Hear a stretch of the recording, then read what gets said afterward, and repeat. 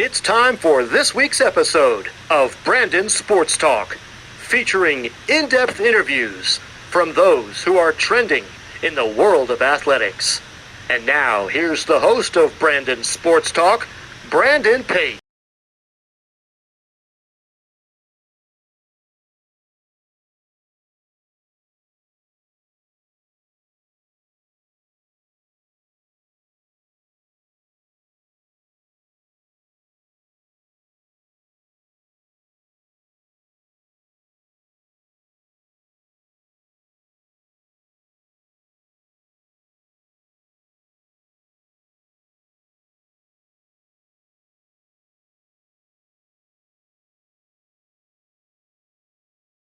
So, fa- Mhm. Welcome back to Brandon Sports Talk. In today's episode, I have the privilege and honor of interviewing FanSafe's co-founder, Kris McCarthy. How are you doing today? hey, I'm doing well, Brandon. Thanks so much for having me. Looking forward to our conversation. Thank you. Can you talk about how you knew that you wanted to start a sports business and getting started with sports teams? Yeah, the short answer is I didn't. I went to school for business administration and was really fortunate enough to play professional hockey at the same time and then transitioned into the front office. And that's where I came across the pain point that led to the creation of our sports tech startup. But that was really never my ambition. I went to school with the goal of maybe working in the front office one day. I'm a big Ottawa Senators fan, so I thought maybe I'd come home and work for my hometown team. But working in the front office in minor pro kind of led me to, like I mentioned, the pain point that we're solving with our platform. So it was never something that I had planned out to do. I was always interested in entrepreneurship, and I started an on-campus business at SUNY Potsdam during my university years, but never thought I would create a sports tech business. But it's been such an incredible ride, and I'm so glad that I did. What was that experience like in getting to play professional hockey and getting to work in professional hockey? Yeah, really unique story. I was the captain of a team in my third year in the Federal Hockey League, Single A Pro, and the coach and general manager got fired. And I remember the owner calling me and bringing me into his office in Syracuse and asked me to take over the team as the general manager. So I was in my early 20s and I thought this was such an incredible opportunity to get my start in the front office, get that experience. So I was literally managing everything as a player, GM. I had hired a new coach, and actually gave away my seat to one of the senior players. But everything from sponsorship to ticketing to game day operations, I just kind of like dove in because I thought it was such an incredible opportunity. And so over the next like 4 years, I continued to play in the league and held different roles in the front office for a couple different teams. So that was a really cool opportunity. I always compared to like Slapshot, like Reggie Dunlop, player coach, but I was like the player GM. So really unique experience, but really glad I did. I was able to like put my education to use, my business degree, and kind of improve the organizations that I was working with through my schooling. So What was that experience like getting to work with those professional sports teams in the front office area? yeah, it's been incredibly rewarding. Like I said, I always thought maybe I'd work for a sports team one day, but now I get to work with like literally dozens across the country, and that number is only growing. So it's pretty cool to be on the call with like team presidents, VPs, major league teams, minor league teams, get to learn about new different sports teams and sports in general, like Major League Rugby. That like we had a rugby team at my high school, and I always thought it was like a really cool sport, but never really had like any interactions with it. So now we're working with a couple of teams in the MLR, and just an example of the diversity of teams and organizations that we're able to work with. As a sports nut, it's a dream come true to be able to stay in the sports industry and to continue to grow my network. I love it. How does your time working in professional sports helps you into transitioning over to the sports tech world? Yeah, well, like, now the people that I'm selling to that we're working with, like I was in their shoes like not too long ago, right? Just a few years ago kind of thing. I guess 5.5 now before we started Fancies, but like I was selling sponsorship. I was selling tickets. I was running game day operations. I was doing all the things that these teams do, albeit a little bit of a lower level at the single A level. But I can put myself in their shoes and actually feel those pain points that they're feeling that I felt. So we're solving a lot of those pain points, and it's cool to hear teams say, "Hey, like, have you ever thought about this?" And we're able to like make our platform better from like, talking to all these teams and learning about, their specific and unique pain points in their markets. So I just think it's great. It's like, my experience working in the front office, I think really prepared me for this startup venture. And I think it's come really in handy. Of course, for my listeners that don't know, what is FanSave? Yeah, so FanSave is a digital platform that offers fans discounts and deals from the sponsors of their favorite teams. So you could think of it as like Instagram, right? Fans can follow any team or organization they want on Instagram, but instead of seeing pictures, fans are able to get access to discounts and deals provided by the team sponsors. Another way of thinking about it is a team's own digital coupon book. So fans can, go and support those businesses that support their favorite teams. Of course, what services do you offer using FanSave? Yeah, so for the team, there's a few different ways. There's a number of different ways where we're able to save teams money. We're able to provide them with, an unlimited digital asset they can sell as a core asset in their sponsorship packages, or as like an entry level asset value add. We can also offer exclusive deals to season ticket holders. So it's a great perk that teams can add into their membership benefits. A lot of teams are still using paper coupons, so we're able to eliminate that cost and that headache of handing out paper coupons when your team scores a hat trick, for example.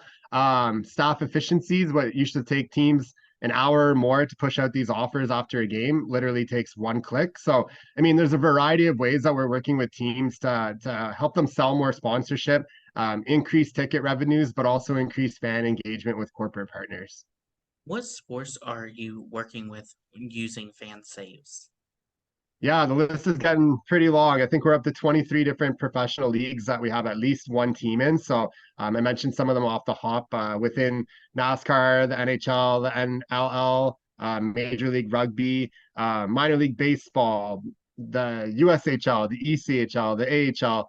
You throw out a league name, and we're probably working with at least one team in that league. So really excited about the traction that we have in professional sports. Coming from the industry, that's where we chose to focus like our attention on first. It's where a lot of our network is, and where our application currently like serves the best. So yeah, lots of teams across the board. Coming from your experience previously in working in minor league hockey, what has that been like, obviously, now getting to work with the minor league hockey teams? Yeah, like I mentioned earlier, it's been like so fulfilling for me. As a huge sports fan, as a huge hockey fan, getting to travel to a lot of these cities is really cool, and to meet with the teams and get to watch games and sit in a box or front row seats or whatever that the teams provided. So that was like always one of our goals when we created the company. We're like one day, like it'll be really cool once we meet with these teams in person and they invite us to games to get to experience like teams and games that we never would have experienced if we had done something else with our lives in our careers. So I love that. And then I also love the opportunities that are provided to go to like industry events like the ALSD that I just got back from in Indianapolis, where we got, a tour of Lucas Oil Stadium and the field house, home of the Indiana Pacers, and just getting a behind the scenes look at all these like major venues. Like those are just a couple examples, but um, just I look at my pictures sometimes and I'm like, I've done some pretty cool things and like we're just getting started. So like I'm a big sports fan. Love being around the sport and to talking to people that are just as passionate about it as I am. What has that experience been like for you to get to go to these different games and getting to represent FanSave while at these sports events? Yeah, it's really cool. It's a really good opportunity for the teams that we're working with for us to see kind of like how they're promoting it in venue and kind of be able to offer them like,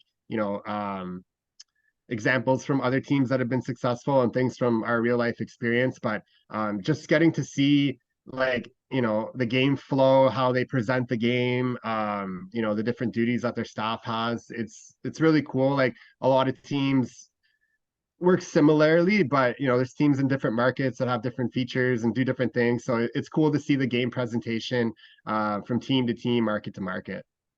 How have big sports teams used your platform as a big coupon?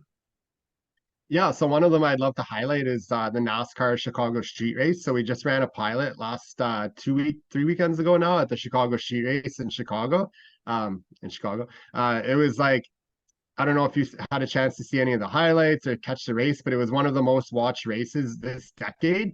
It was heavily rained out like the first day, and the second day they didn't start racing till I think it was like 5 or 6 o'clock because of the rain, which was really disappointing. But they pushed through, and full credit to the NASCAR Chicago team. They put on an incredible race despite the weather, and we were able to be there and power their resource guide. So directing fans to the NASCAR Chicago Street Race and also the NASCAR Tracks app, where fans could come across deals being offered by local businesses that were affected by the street closures and local partners of the race. So we brought our team down. We were on site handing out, collateral and educating people on the platform. And for our whole team to experience like a NASCAR race of that magnitude with 70,000 people walking around Grant Park, it was just an eye-opening experience and really a great life experience that I think all of our team will remember for the rest of their lives. So that's just one example of a major league team that we're currently working with. But yeah, across the National Lacrosse League, NHL, Major League Rugby, it's been really rewarding, especially my hometown team, the Ottawa Senators, we partnered with recently to be able to kind of like work with those organizations. It's really cool. Of course, with working with NASCAR, what has that been like? Obviously, working with NASCAR and working with the NASCAR drivers. Yeah, so not working with the drivers yet. Right now we're partnered with like just the one track, the Chicago Street Race. But we're looking at, a bigger deal with NASCAR, potentially bringing in more of their tracks and kind of replicating what we did in Chicago. So, when you think of, sports in North America, NASCAR is right up there as like the pinnacle of sports fandom, right? So to have created it, like looking back, 5.5, 6 years ago, like having just an idea for a business, and now 6 years later to be working with NASCAR and one of our contacts being a member of the C-suite for NASCAR, it's just like incredible to see how far we've come, and just that validation that like these clubs at these organizations at the highest level of sport see the value of what we're doing with our platform, and it's just really rewarding. How have you personally seen sports teams use your platform to reach other sports fans and loyal sports fans of that team? Yeah, one of our core features that I haven't talked about are trigger deals. So these are deals that are activated by an in-game event, such as a hat trick, the team scores first, team hits a home run, number of three-pointers in a game. Traditionally, teams send their fans to like a third-party app to have to download.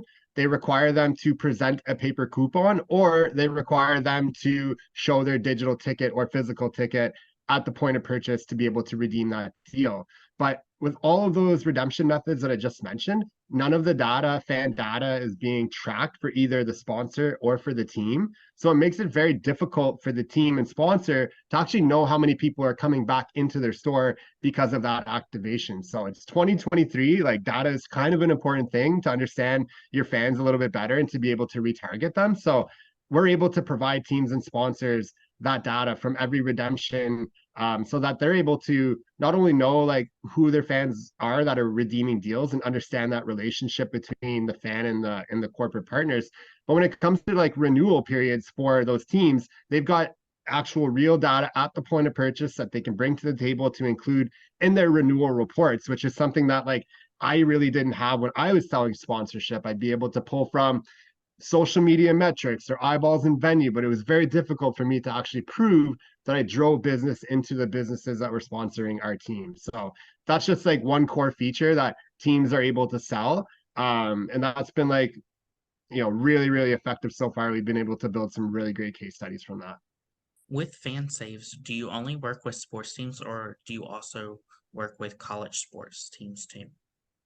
Primarily sports teams, as I mentioned earlier, that's where our background lies in our network. But in 2019, all these other verticals started to emerge, such as like colleges and universities, chambers of commerce were able to digitalize their member-to-member discount program, festivals, events, esports conferences, like all these organizations all have the same problem of being able to justify true ROI to their partners. So we were able to validate a number of different like verticals and industries that our platform could apply to. But once the pandemic happened and coming out of the pandemic, we really narrowed our focus to professional sports. And since then, we've had a ton of traction in professional sports, but a couple other categories that have opened up for us that we're really looking into closely are high school sports, youth sports, and also colleges and university sports, collegiate athletics, right? So those and professional sports. So that's the whole chain, right? Like you're a young kid, you start playing sports, then you go to high school, there's sports teams there, then you go to college, there's sports teams there, and then you go to like professional sports if you're good enough to play at that level. So that whole chain of sports is what we're really focused on right now. But to your question, we do and have tested and validated in other verticals outside of sports. Of course, if a professional sports team or a college team, such as, let's say, the Pittsburgh Steelers, wants to work with you, what process would they have to go through? Yeah, so once we've signed an agreement with the team, we've come to the agreement on terms. We have two onboarding sessions. So first onboarding session really focuses on the sales side and getting the team set up on the sales side for success. And then the second call is more of like a marketing strategy call. So throughout the season, we work hand in hand with our team partners to help them communicate this to their fans that these deals are live and that the fans can access and redeem them. So we integrate into the team's marketing strategy with our Pick 7 strategy. And then from there to onboard their partners, we have a one-step process. So it's extremely painless for the teams and their partners. And we take on all the back end service of adding the deal, following up with their sponsor to prepare them for any redemptions that may happen. If the business ever wanted to change their deal, they can just simply reach out to our dedicated account manager. So we like to think of ourselves as like an extension of the team's sales and marketing team. And that really takes a lot of work off of their plate that we experienced when we were working in the front office and dealing with all that fulfillment and promotion of different coupons and things like that. So just making it easier for the teams. Of course, in the future, will you be working with women's sports teams such as the Buffalo Beauts or the NWSL League? Yeah, yeah, definitely. Women's sports is like a massive vertical. It's a massive growing sport like category, I guess you could say. Being a women-led company, like diversity, equity, inclusion is super important to us. And so, yeah, there's an enormous market for us. We're already engaged with a number of teams across a number of professional women's sports. So looking for our first real true standout client in women's professional sports. But women's professional sports should be on everybody's radar at this point. Of course, what are some of the sports teams that you would love to work with in the future? Oh, throw the tough one at me here. I'm pretty fulfilled. I got my hometown team. We've got NASCAR, the Pinnacle, maybe the Toronto Blue Jays. I'm a huge Blue Jays fan, so I think the Toronto Blue Jays would be a really cool team to work with. But I'm not biased to any team. I'm a big sports fan of all teams, whether we work with them or not. Yeah, I have to say the short answer would be the Toronto Blue Jays. Of course, with working with the NASCAR, what sports league would you love to work with in the future? What league would I like to work with? So the NWSL is like a really progressive league that I'm really excited about, and the WNBA as well. Going back to your question about women's sports, we don't have any teams currently in the NFL or the NBA. We've got teams in the G League. We're working our way up in both of those two sports, but I would say like the NFL and the NBA are like two elite leagues that we'd love to secure some team partners in. What are some of the things that you learn now that you didn't know before getting started?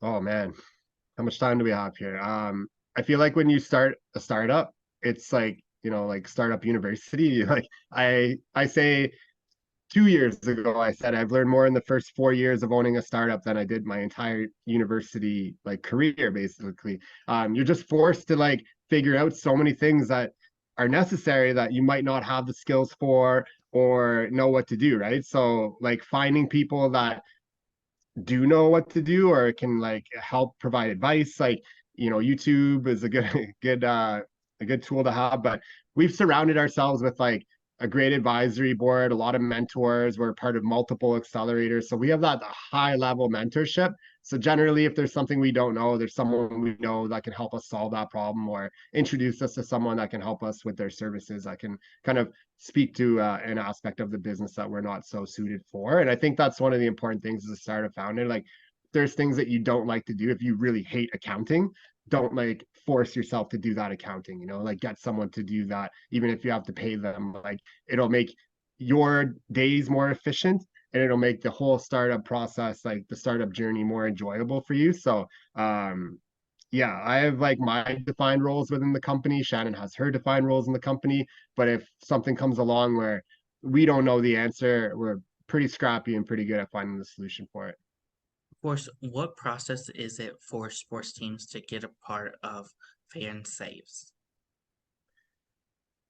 Can you repeat the question? I'm not sure if I heard that correctly. What is the process like for professional sports teams to be a part of fan saves?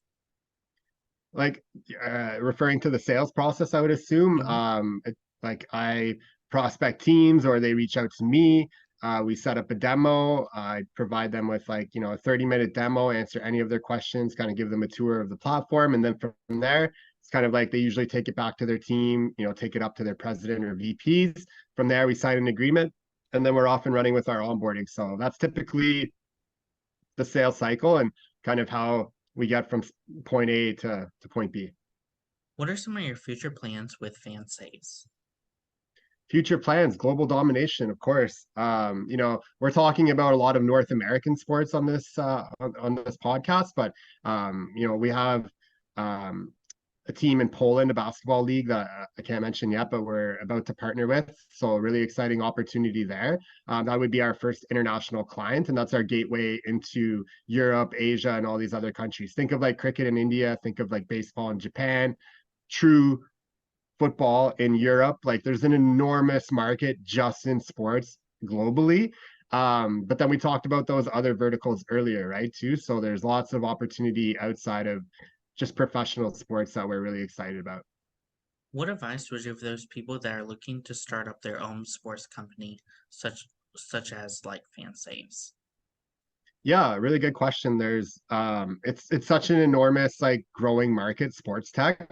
There's so many like new solutions that are solving traditional problems, traditional headaches, challenges. A lot of students I talk to and a lot of programs that I see in university or in college, like sports business programs are grooming like these students to become like executives of a front office. And there's nothing wrong with that. I love that actually. Selling tickets, selling sponsorship. But I also think it's really important for students to understand that there's a huge opportunity and market out there in sports tech and sports entrepreneurship.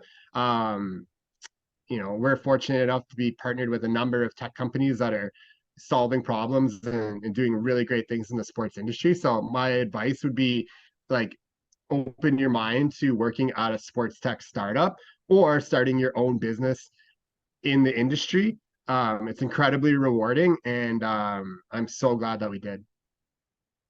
That's great advice. Where can my listeners find you at on social media? Yeah, I'm on all the socials. I have a slight addiction to LinkedIn, so that's probably where you'll find me with most of my time. But I'm on Instagram, Facebook, Twitter, Threads. I have to throw that in there now. But we've also got our own podcast called Living the Startup. So if you're a founder out there and you want to check it out or you want to be featured, I'd love to do so. Thank you again, Kris, for your interview, and best of luck in your future with fan saves. Thanks so much, Brad. I really enjoyed our conversation and looking forward to hearing the episode. Thank you. You can find Brandon Sports Talk on Facebook, on Instagram at Brandon Sports Talk, Twitter at Talk_Brandon. You've been watching Brandon Sports Talk. Please feel free to like, share, and subscribe to Brandon Sports Talk on social media and on YouTube.